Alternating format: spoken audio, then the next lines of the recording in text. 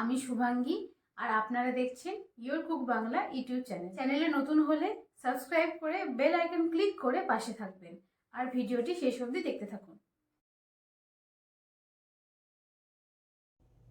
আমি নিয়ে নিচ্ছি 750 গ্রাম চিকেন। চিকেনের জন্য আমি নিয়েছি 5টে পেঁয়াজ, তাকে পাতলা পাতলা করে কেটে নিচ্ছি। নিয়ে নিয়েছি আদা 1 আঙুল মতন, ওগুলোকেও পাতলা পাতলা করে কেটে নিলাম। নিয়ে নিচ্ছি 2টো টমেটো, ওগুলোকেও পাতলা পাতলা করে কেটে নিলাম। নিয়েছি অল্প ধনেপাতা, ধনেপাতা আপনারা চাইলে দিতে পারেন, নাও বা দিতে পারেন, পুরোপুরি অপশনাল। ওগুলোকে ঝিরিঝিরি করে কেটে নিয়েছি। কেটে নিয়েছি 2টো বড় সাইজের আলু এবং তাকে ভিজিয়ে রেখেছি 15 মিনিটের জন্য। আমি এখানে নিয়ে নিয়েছি 5টা মিডিয়াম সাইজের কুচি করা পেঁয়াজ, 2টো রসুন, 6টা শুকনো লঙ্কা, জিরা, আদা কুচি করে রাখা, কাঁচা লঙ্কা, 2টো তেজপাতা এবং গোটা গরম মশলা অল্প পরিমাণে, আর রেখেছি 2টো টমেটো কুচি করে রাখা, ধনেপাতা, লবণ হলুদ পরিমাণ মতো, 100 গ্রাম মতন নিয়েছি তেল, আর নিয়েছি 2টো বড় সাইজে কেটে রাখা আলু। আমি নিয়ে নিয়েছি একটা মিক্সার জার, মিক্সার জারে দিয়ে দিয়েছি কিছুটা পরিমাণে পেঁয়াজ, রসুন সম্পূর্ণটা ইউজ করব না, কিছুটা দিয়ে দেব। আর নিয়ে নিয়েছি সম্পূর্ণ আদা যতটা কুচি করে রেখেছিলাম, আর নিয়ে নেব লঙ্কা, শুকনো লঙ্কা এবং কাঁচা লঙ্কা সবটি আমি বেটে দিব। আর নিয়ে নিচ্ছি জিরা। দেখুন পেস্ট হয়ে গেছে আমার। পেস্টটা কিন্তু ঠিক হবে, যেরকম আমি দেখিয়েছি সেইভাবেই। নিয়ে নিচ্ছি মাংসটা। এবার মাংসটাকে করব ম্যারিনেট, তার জন্য দিয়ে দিলাম লবণ, দিয়ে দিচ্ছি হলুদ, এবার দিয়ে দিচ্ছি কিছুটা পরিমাণে তেল। 100 গ্রাম তেল নিয়েছিলাম, তার মধ্যে অল্প কিছুটা আমি ম্যারিনেটের জন্য দিয়েছি, আর কিছুটা রেখে দিয়েছি যেটা দিয়ে আমরা রান্না কমপ্লিট করব।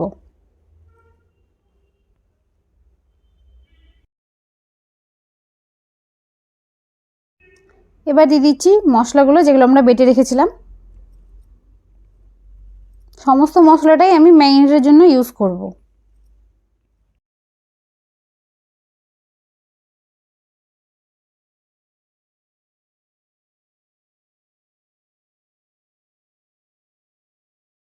এবার করে নিতে হবে মাংসটাকে ম্যারিনেট করার জন্য আমরা ভালোভাবে মাংসটাকে মাখিয়ে নিব। আপনারা চাইলে হাত দিয়েও মাখাতে পারেন, কিন্তু আমি এখানে চামচ দিয়ে মাখিয়েছি, কারণ আমি একটু হাইজিন মেনটেন করতে চাই, তার জন্য।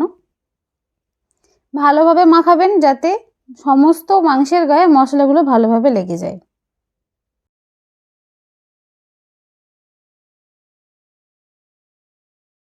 মাখানো হয়ে গেছে, এবার আমি এটাকে সাইডে ঢাকা দিয়ে রেখে দেব। নিয়ে নিচ্ছি একটা কড়াইয়ের মধ্যে দিয়ে দিলাম তেল। তেলটা গরম হবে, গরম হওয়ার পর আমি আলুগুলো ছেড়ে দেব। একে একে আলুগুলো দিবেন, খুব সাবধানে দিবেন যাতে তেল ছিটকে না পড়ে।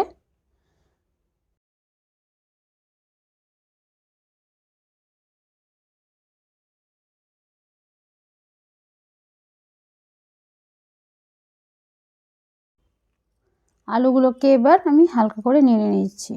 আলুগুলো লাল না হয়ে যাওয়া পর্যন্ত আমি ভেজে যাব।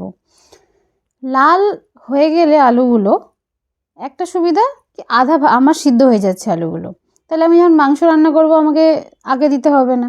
আলু যদি আমি আগে দিয়ে দিই তাহলে মাংসের টেস্টটাই নষ্ট হয়ে যায়।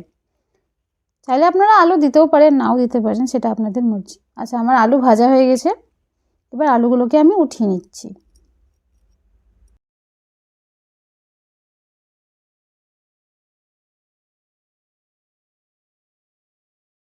এবার ওই তেলে আমরা পেঁয়াজ ভেজে নিব।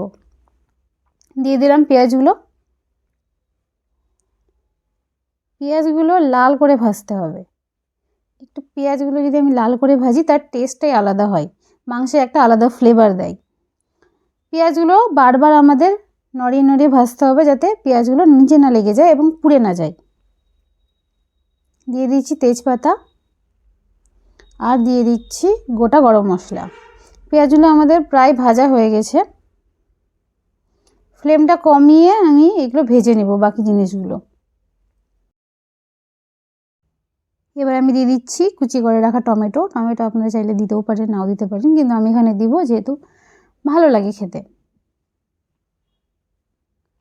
আমার বাড়ির লোক টমেটো খেতে খুব পছন্দ করে। আচ্ছা, টমেটোগুলোকে আমি ভেজে নিলাম। এবার দিয়ে দিচ্ছি হালকা লবণ। লবণ দিলে কি হবে, টমেটোগুলো গলে যাবে। লবণ দিয়ে হালকা নাড়াচাড়া করে আমি এটাকে ঢাকিয়ে রাখবো 2-3 মিনিটের জন্য।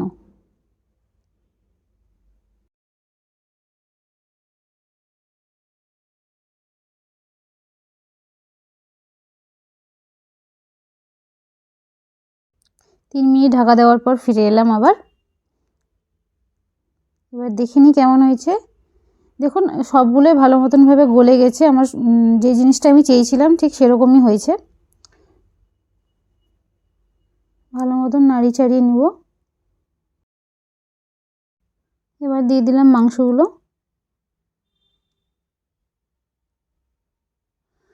মাংসগুলো দিয়ে আমি ভালো মতনভাবে মিশিয়ে নিচ্ছি পেঁয়াজ আর টমেটো যেগুলো ছিল সেগুলোর সাথে মাংসটিকে। ফ্লেমটা করে দিয়েছি লো, কারণ হচ্ছে যদি আমি এভাবে নাড়তে যাই হাই ফ্লেমে আমার লেগে যেতে পারে, তার জন্য। মাংসগুলো ভালো মতন নেড়ে চেড়ে নিলাম। এবার দিয়ে দিব ঢাকা। ঢাকা দিয়ে আমি 10 থেকে 15 মিনিট রেখে দেব হালকা ফ্লেমে। এবার ফিরে আসার পর মাংসগুলো দেখুন মাংস থেকে হালকা হালকা জল ছেড়েছে। মাংসগুলোকে ভালো মতন নাড়িয়ে চাড়িয়ে নিলাম। এক সাইডে আমি করে নিচ্ছি গরম জল। খুব বেশি গরম না, হালকা গরম হলেই হবে। আমি লো ফ্লেমে ঢাকা দিয়ে রেখে দিয়েছিলাম। দেখুন মাংস থেকে জল ছেড়েছে, যেহেতু লবণ আছে মাংস থেকে, ওই জন্য অনেকটা পরিমাণে জলটা ছেড়েছে।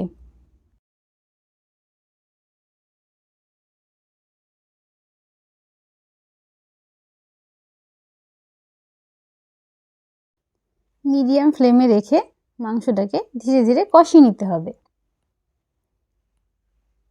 বারবার নাড়তে চাড়তে হবে যাতে নিচে না লেগে যায়। এইরকম অবস্থায় আমি ধনেপাতা কুচি করে রাখা সেটা দিয়ে দিচ্ছি।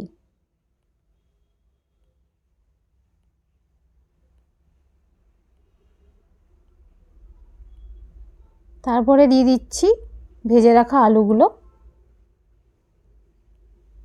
এবার ভালোভাবে নেড়ে চেড়ে নিচ্ছি। ফ্লেম মিডিয়ামেই থাকবে।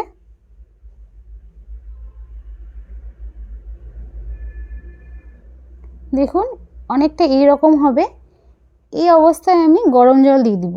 গরম জল দেওয়ার ফলে আমার খাবারটাও সুস্বাদু হবে এবং মশলাগুলোও ভালোভাবে মাংসের মধ্যে লেগে থাকবে। একটা ভালো গ্রেভি তৈরি হবে।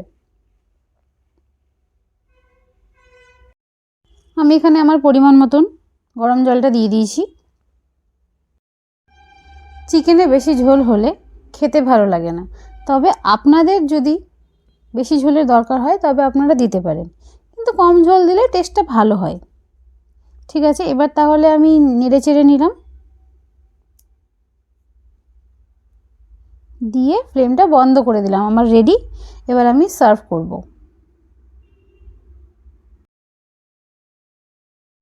বাড়িতে ট্রাই করুন এবং কমেন্টে বলবেন কেমন হয়েছে। ধন্যবাদ।